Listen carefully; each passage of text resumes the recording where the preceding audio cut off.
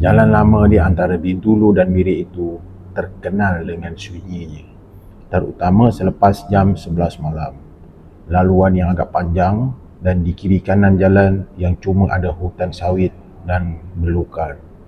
Tapi di satu selekoh tajam sebelum Bukit Nyabau, ada satu kawasan kecil yang orang tempatan panggil kubur tak bernama. Tak ada batu nisan, yang ada cuma tanah merah berbentuk bujur dengan sebatang papang reput tertanam separuh. Dikatakan kubur itu muncul selepas kemalangan pada tahun 90-an.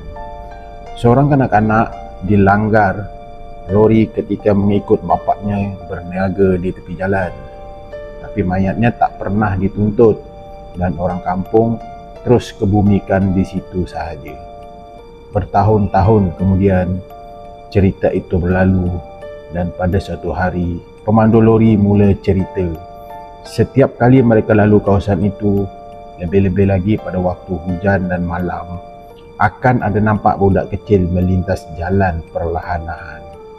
Bila lampu tinggi disuluh, budak itu akan hilang, tapi kesan lumpur tapak kaki masih jelas di tengah jalan raya.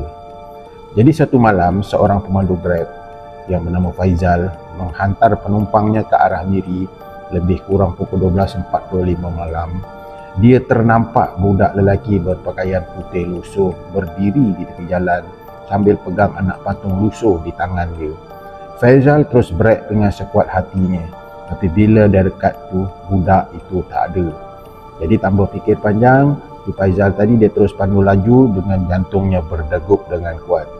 Tapi bila dia pandang cermin belakang, budak itu duduk di kerusi bahagian belakang dengan mukanya yang senyum tanpa suara, matanya hitam dan legam.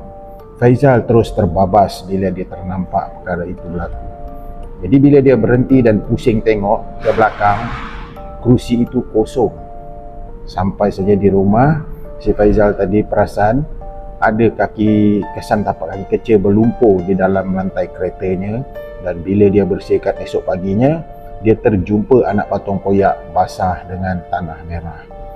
Dan penduduk tempatan juga pernah berpesan, kalau kau lalu kawasan itu waktu malam dan ternampak budak melintas jalan, kau jangan tekan brek, jangan toleh, sebab kalau kau berhenti, dia akan ikut kau sampai ke rumah.